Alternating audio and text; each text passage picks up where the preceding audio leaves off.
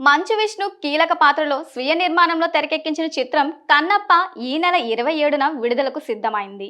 100 కోట్లకు పైగా బడ్జెట్తో తీసిన ఈ భారీ పౌరాణిక చిత్రం ఇటీవల వరుసగా వార్తల్లో నిలుస్తోంది. తాజాగా ఈ మూవీ చుట్టూ ఓ వివాదం అలుముకుంది. కన్నప్ప చిత్రంలోని ఓ పాత్ర తమను కించపరిచేలా ఉందంటూ బ్రాహ్మణ సంఘాలు ఆగ్రహం వ్యక్తం చేశాయి. ఈ నేపథ్యంలోనే శనివారం గుంటూరులో జరిగే ప్రీ రిలీజ్ ఈవెంట్ని అడ్డుకుంటామని బ్రాహ్మణ చైతన్య వేదిక అధ్యక్షుడు శ్రీధర్ ప్రకటించారు. కన్నప్పలోని ప్రధాన పాత్రల్ని ఒక్కొక్కటిగా పరిచయం చేస్తూ వచ్చిన యూనిట్ గత ఏడాది సెప్టెంబర్లో పిలక గిలక అనే హాస్య పాత్రల ఫస్ట్ లుక్ ని రివీల్ చేశారు. ఇందులో బ్రహ్మానందం, సప్తగిరి ఉన్నారు. ఆ పోస్టర్లో చేపకు ఈత, పులికి వేట, కోకిలకు పాట నేర్పిన గురువులు అడవికే పాఠాలు చెప్పడానికి వస్తే అనే డైలాగ్ కూడా రివీల్ చేశారు. అప్పుడు ఏమీ మాట్లాడని బ్రాహ్మణ సంఘాలు రిలీజ్ దగ్గర పడడంతో కన్నప్ప మూవీపై ఫోకస్ చేశాయి. మోహన్ బాబు కుటుంబానికి బ్రాహ్మణులను అవమానించడం అలవాటేనని, గతంలోనూ తమ వర్గాన్ని ఆ కుటుంబం కించపరిచిందని శ్రీధర్ మండిపడ్డారు.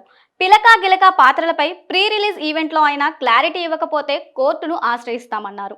బ్రాహ్మణులను కించపరిచే విధంగా సినిమాలు నిర్మించడం ఇప్పటికైనా మానుకోవాలని హెచ్చరించారు. ఈ చిత్రంలో మంచు విష్ణు కన్నప్ప పాత్రలో నటిస్తుండగా ప్రభాస్ రుద్ర అనే పవర్ఫుల్ క్యారెక్టర్లో గెస్ట్ రోల్ పోషిస్తున్నారు. ఈ పాత్ర స్క్రీన్ పై అరగంట వరకు ఉంటుందని యూనిట్ చెబుతోంది. అంతేకాకుండా బాలీవుడ్ స్టార్ అక్షయ్ కుమార్ ఈ చిత్రంలో శివుడి పాత్ర పోషిస్తున్నారంట. ఇది ఆయన తెలుగు తొలి చిత్రం కావడం విశేషం. మరొక వైపు మలయాళం మెగాస్టార్ మోహన్ లాల్ కిరాత అనే పాత్రలో కనిపించనుండగా, మోహన్ బాబు మహాదేవ శాస్త్రిగా ముఖ్య పాత్రలో నటిస్తున్నారు. కన్నప్పకు జోడీగా ప్రీతి ముకుందన్ నటించారు.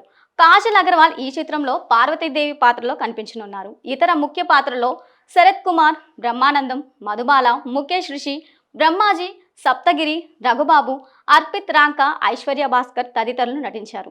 ఇక కన్నప్ప ఫైనల్ కాపీపై మంచు విష్ణు, మోహన్ బాబు సంతృప్తి వ్యక్తం చేసినట్లు టాక్.